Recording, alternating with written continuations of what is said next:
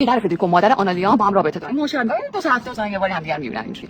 بعد از اون طرف آنالیا که میفهمه که مادرش با پدر فدریکو رابطه داره، تعقیبشون میکنه، میبینه چیکار میکنن، میبینه توی یه کافه نشستن، همون کافه‌ای که مری بوده با سارتور. خب و میبینه مری رو با سارتور میبینه، پدر فدریکو با مادر آنالیا اونجا، اصلا فکر کنید چقدر باحاله.